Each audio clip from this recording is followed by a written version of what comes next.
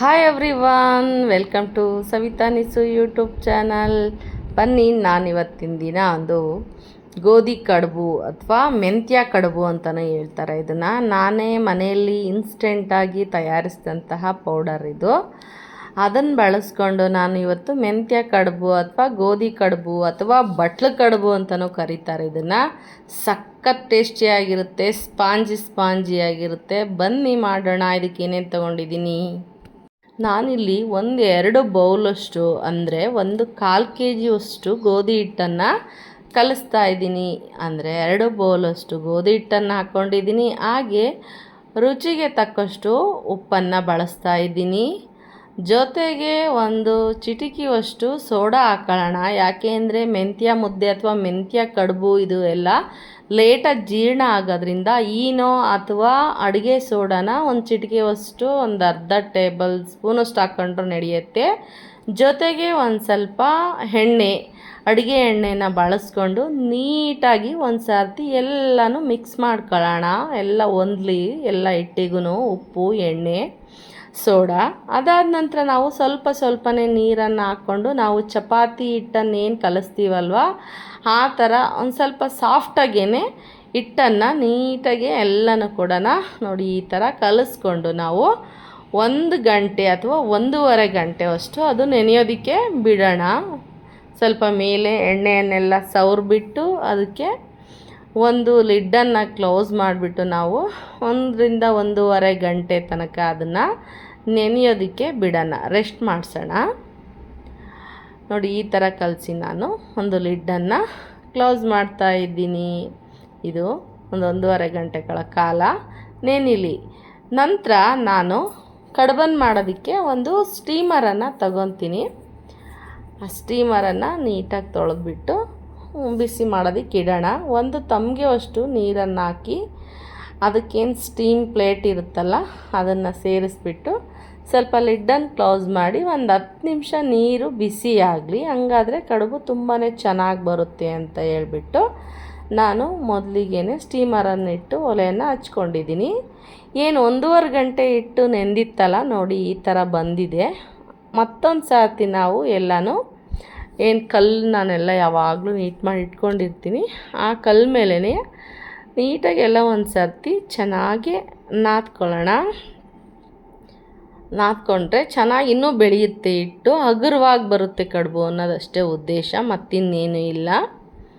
ಚೆನ್ನಾಗಿ ಈ ಥರ ನಾದ್ಕೊಂಡ್ಬಿಟ್ಟು ನಾವು ನಮಗೆ ಯಾವ ಆಕಾರ ಬೇಕು ಅಥವಾ ಯಾವ ಶೇಪಲ್ಲಿ ಬೇಕು, ಯಾವ ಸೈಜಲ್ಲಿ ಬೇಕು ಅಂತ ನೋಡಿಕೊಂಡು ಅದು ಬ್ಯಾಚ್ ಬೈ ಬ್ಯಾಚ್ ಕೊಡಬೇಕು. ಮಾಡಿಟ್ರೆ ಕಡುಬು ತಿನ್ನೋಕೆ ಅಷ್ಟೊಂದು ಇಷ್ಟ ಆಗಲ್ಲ, ಅಷ್ಟು ರುಚಿ ಅಂತಲೂ ಅನಿಸಲ್ಲ. ಬಿಸಿದು ಮಾಡಿ ಜಸ್ಟ್ ಆವಾಗಲೇ ನಾವು ಸರ್ವ್ ಮಾಡಬೇಕು. ಹಂಗಾಗಿ ಬೇಗ ತಿನ್ನೋರಿಗೆ ಅವ್ರು ಎಷ್ಟು ತಿಂತಾರೆ ಅನ್ನೋದ್ರ ಮೇಲೆ ನಾವು ಕಡುಬನ್ನು ತಯಾರಿಸ್ಕೋಬೇಕು. ಕೈಗೆ ಒಂದು ಸ್ವಲ್ಪ ತುಪ್ಪ ಅಥವಾ ಎಣ್ಣೆ ಹಚ್ಕೊಂಡು ನೀಟಾಗಿ ಬಟ್ಲನ್ನು ಮಾಡೋಣ. ನಾನು ಬಟ್ಲು ಕಡುಬು ಮಾಡ್ತಾಯಿದ್ದೀನಿ ಇಲ್ಲಿ. ಕೆಲವೊಬ್ಬರು ಬಟ್ಟೆಯನ್ನು ಕಟ್ಟಿ ತೆಳ್ಳಗಿಟ್ಟು ಕಲಿಸ್ಕೊಂಡು ಬಟ್ಟೆ ಮೇಲೆ ದೋಸೆ ಥರ ಹಾಕ್ಕೊಂಡು ಕೂಡ ತಿಂತಾರೆ. ಅದು ಒಂಥರ ಚೆನ್ನಾಗಿರುತ್ತೆ. ಅದೆಲ್ಲ ಬಾಣಂತಿಯವ್ರಿಗೆ, ವಯಸ್ಸಾದವ್ರಿಗೆ ಸಾಫ್ಟಾಗಿ ಚೆನ್ನಾಗಿರುತ್ತೆ. ಇನ್ನು ನಾವೆಲ್ಲ ತಿನ್ನಬೇಕು ಅಂದರೆ ಒಂದು ಎಕ್ಸಸೈಸ್ ಆಗಬೇಕಲ್ವ ಬಾಯಿಗೂ ಕೂಡ. ಹಾಗಾಗಿ ನಾವು ಜಗತ್ತು ತಿನ್ನೋ ಥರ ಸ್ವಲ್ಪ ದಪ್ಪಗೆ ಬಟ್ಲು ಕಡುಬು ಮಾಡ್ಕೊಳ್ಳೋಕ್ಕೆ ನಾನಿಲ್ಲಿ ಈ ಥರ ಬಿಲ್ಲೆಗಳನ್ನು ಮಾಡಿ ಎತ್ತಿ ಇಟ್ಕೊಳ್ತಾ ಇದ್ದೀನಿ. ಅಷ್ಟರೊಳಗೆ ಅದು ನೀರು ಕಾಯ್ತಾ ಇದೆ. ಇವಾಗ ಬನ್ನಿ ಕಡುಬನ್ನು ಮಾಡೋಣ. ಯಾವ ಥರ ಮಾಡ್ತೀನಿ ಅಂತೇಳಿ ನಾನು ತೋರಿಸ್ತೀನಿ ನಿಮಗೆ. ಕಡುಬನ್ನು ಸ್ವಲ್ಪ ನಾವು ಸ್ಟೀಮರ್ಗೆ ಎಣ್ಣೆ ಎಲ್ಲನೂ ಕೂಡ ಸವರ್ಕೊಳ್ಳೋಣ ಒಂದು ಸರ್ತಿ. ಯಾಕೆ ಅಂದರೆ ಅಂಟ್ಕೋಬಾರ್ದು, ತೆಗಿಬೇಕಾದ್ರೆ ಸಾಫ್ಟಾಗಿ ಈಸಿಯಾಗಿ ಬರಬೇಕು. ಹಂಗಾಗಿ ಹಚ್ಚದೇ ಇದ್ರೂ ಬರುತ್ತೆ, ಸ್ವಲ್ಪ ಕಚ್ಚುತ್ತೆ ಪ್ಲೇಟಿಗೆ, ಸ್ಟೀಮರ್ ಪ್ಲೇಟಿಗೆ. ಹಂಗಾಗಿ ಒಂದು ಸ್ವಲ್ಪ ಎಣ್ಣೆನಾದರೂ ತುಪ್ಪನಾದರೂ ನಾವು ಸ್ಟೀಮರ್ಗೆ ಸವರ್ಕೊಳ್ಳೋಣ. ಹಾಗೆಯೇ ಕೈಗೂ ಕೂಡ ಸ್ವಲ್ಪ ತುಪ್ಪನ ಸವರ್ಕೊಂಡು ಇವಾಗ ಒಂದೊಂದಾಗಿಯೇ ಕಡುಬನ್ನು ಮಾಡಿ ಆ ಸ್ಟೀಮರ್ ಒಳಗೆ ಇಡೋಣ. ಒಬ್ಬೊಬ್ಬರು ಒಂದೊಂದು ಥರ ಮಾಡ್ತಾರೆ, ಬಟ್ ನಾನು ಈ ಥರ ಕಡುಬನ್ನೇ ಮಾಡೋದು. ಯಾವಾಗ್ಲೂ ಬಂದ್ ಥರ ಇರುತ್ತೆ ಮತ್ತು ಸ್ಪಾಂಜಿಯಾಗೂ ಇರುತ್ತೆ. ನಾವು ಇದರಲ್ಲಿ ಮೆಣಸು ಮತ್ತು ಉದ್ದಿನಬೇಳೆ ಎಲ್ಲ ಬಳಸಿ ಜಿನ್ ಮಾಡಿಸಿರೋದ್ರಿಂದ ಗೋಧಿಗೆ ತುಂಬಾ ಒಂಥರ ಅದು ಬೇಯಬೇಕಾದ್ರೆ ಅದರೊಂದು ಘಮ ಬರುತ್ತೆ. ಆ ಘಮಕ್ಕೆ ಹೊಟ್ಟೆ ತುಂಬ್ದಂಗೆ ಆಗುತ್ತೆ, ಅಷ್ಟು ಚೆನ್ನಾಗಿರುತ್ತೆ. ನೋಡಿ, ನಾನು ಈ ಥರ ಗೋಧಿ ಕಡುಬಿನ ಬಟ್ಲನ್ನು ಮಾಡ್ತೀನಿ. ಕೆಲವರು ಚಿಕ್ಕಕ್ಕೆ ಮಾಡ್ತಾರೆ, ಕೆಲವರು ದೊಡ್ಡಕ್ಕೆ ಮಾಡ್ತಾರೆ. ನಾನು ಈ ಶೇಪಲ್ಲಿ ಈ ಥರ ಕಡುಬನ್ನು ಮಾಡ್ತಾ ಹೋಗಿದ್ದೀನಿ. ಒಬ್ಬೊಬ್ಬರಿಗೆ ಒಂದು 4 ತಿನ್ನೋರು 4ಕ್ಕೆ ಸುಸ್ತಾಗಿಬಿಡುತ್ತೆ, ಅಥವಾ ಒಂದು 5-6 ತಿಂತಾರೆ ಒಬ್ಬೊಬ್ಬರು. ಹಂಗಾಗಿ ನಾನು ಈಗ ಫಸ್ಟು ತಿನ್ನೋರಿಗೆ ಒಂದು ಬ್ಯಾಚನ್ನು ಇಡ್ತಾಯಿದ್ದೀನಿ, ಇನ್ನು ಮಿಕ್ಕದ್ದನ್ನು ಇನ್ನೊಂದು ಬ್ಯಾಚಿಗೆ ಇಡಬೇಕು. ಹಂಗಾಗಿ ಇಲ್ಲಿ ಒಂದು 5 ಕಡುಬನ್ನು ಮಾಡಿ ನಾನು ಫಸ್ಟ್ ಬ್ಯಾಚಿಗೆ ಇಡ್ತಾಯಿದ್ದೀನಿ. ಇವಾಗ ಇದಕ್ಕೆ ನಾವು ಲಿಡ್ಡನ್ನು ಕ್ಲೋಸ್ ಮಾಡಿ ಒಂದು 10 ನಿಮಿಷಕ್ಕೇನು ಅದರೊಳಗೇ ಬೇಯುತ್ತೆ. ಅದು ಸೀಸನ್ ವೈಸು, ಶೀತದಲ್ಲಿ ಒಂದು 10 ನಿಮಿಷ ಬೇಯಿಸಬೇಕು. ಬೇಸಿಗೆ ಟೈಮಲ್ಲಿ ಬೇಯಿಸೋದಾದರೆ ಒಂದು 6-7 ನಿಮಿಷಕ್ಕೇ ಆಲ್ರೆಡಿ ಆಗೋಗ್ಬಿಟ್ಟಿರುತ್ತೆ. ಇವಾಗ ಬನ್ನಿ, ನಾನಿಟ್ಟು ಒಂದು 8-9 ನಿಮಿಷ ಆಯಿತು. ಇವಾಗ ಅಷ್ಟರೊಳಗೆ ನಾನು ಒಂದು ತಟ್ಟೆಗೆ ಏನು ನಾನೇ ಮಾಡಿದಂಥ ಹಾಗಲಕಾಯಿ ಚಟ್ನಿ ಪುಡಿ, ಕೊಬ್ಬರಿ ಚಟ್ನಿ ಪುಡಿ ಮತ್ತು ಒಂದು ಕರಿಬೇವಿನ ಪುಡಿ, ಇಲ್ಲ ಅಂತೇಳಿದರೆ ನಾವು ಇದಕ್ಕೆ ಪರ್ಟಿಕ್ಯುಲರಾಗಿ ಮಾಡ್ಕೊತೀವಿ ಅಂತ ಹೇಳಿದರೆ ನಾವು ಮೆಂತ್ಯ ಚಟ್ನಿನೂ ಕೂಡ ಮಾಡ್ಕೊಬೋದು. ಅದು ಸಖತ್ತಾಗಿ ಮ್ಯಾಚ್ ಆಗುತ್ತೆ. ಬಟ್ ಇದು ಚಟ್ನಿ ಹಿಡಿಯಲ್ಲ ಜಾಸ್ತಿ. ತುಪ್ಪ ಸಕ್ಕರೆನೇ ತುಂಬ ಫೇವ್ರೇಟ್ ಮಕ್ಕಳಿಗೆಲ್ಲನೂ. ಹಾಗಾಗಿ ಚಟ್ನಿ ಪುಡಿಗಳಾದರೆ ಚೆನ್ನಾಗಿ ಹೊಂದುತ್ತೆ. ಮೆಂತ್ಯ ಚಟ್ನಿ ಆದರೆ ತಿನ್ನೋದಕ್ಕೆ ಟೇಸ್ಟಿಯಾಗಿರುತ್ತೆ. ಇದನ್ನು ಸ್ಮೂತು, ಆ ಚಟ್ನಿನೂ ಸ್ಮೂತ್ ಆಗುತ್ತಲ್ಲ, ಅಷ್ಟೊಂದು ಸೆಟ್ ಆಗೋಲ್ಲ. ಈ ಥರ ಚಟ್ನಿ ಪುಡಿಗಳಾದರೆ ಚೆನ್ನಾಗಿ ಸೆಟ್ ಆಗುತ್ತೆ.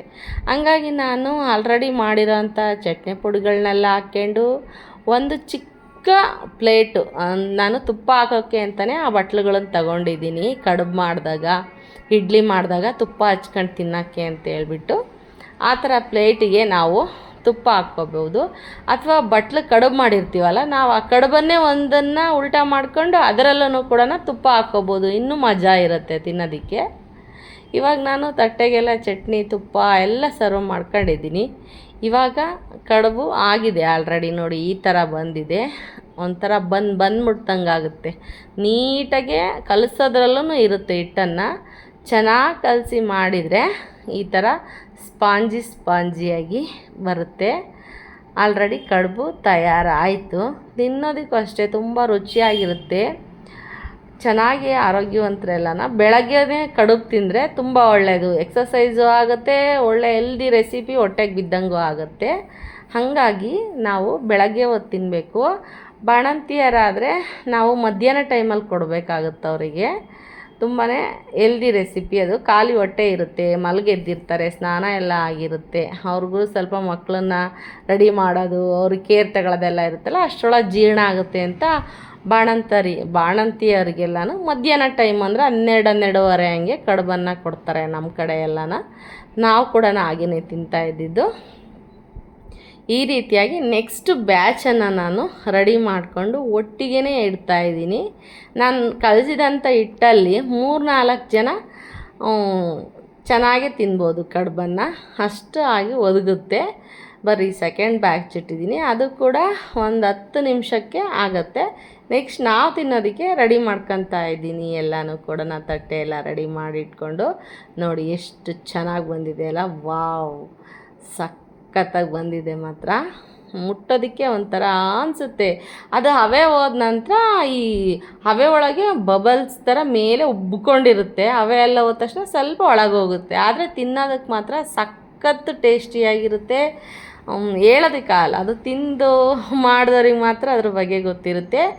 ನಾನು ಮಾಡಿರೋ ವಿಡಿಯೋ ನಿಮಗೆ ಎಲ್ರಿಗೂ ಇಷ್ಟ ಆಯಿತು ಅಂದ್ಕೊತೀನಿ. ಇಷ್ಟ ಆದರೆ ಒಂದು ಸಬ್ಸ್ಕ್ರೈಬ್ ಮಾಡ್ಕೊಳ್ಳಿ, ಹಾಗೆ ಟ್ರೈ ಮಾಡಿ ಮಾಡ್ಕೊಳ್ಳಿ. ಹೆಲ್ದಿ ರೆಸಿಪಿ ಅಂತ ಹೇಳ್ತಾ, ಮಕ್ಕಳಿಗಂತೂ ಸಖತ್ ಇಷ್ಟ ಆದಂತಹ ರೆಸಿಪಿ ಅಂತ ಹೇಳ್ಬೋದು. ಇದನ್ನು ಮಾಡಿಕೊಡಿ, ಚೆನ್ನಾಗಿರುತ್ತೆ. ಹೇಗಿರುತ್ತೆ ಅಂತ ಟೇಸ್ಟ್ ಮಾಡಿ ಕೂಡ ಹೇಳಿ. ಇಷ್ಟ ಹೇಳ್ತಾ ನಾನು ವಿಡಿಯೋನ ಮುಗಿಸ್ತಾ ಇದ್ದೀನಿ. ಬಾಯ್, ಮತ್ತೆ ಸಿಗೋಣ.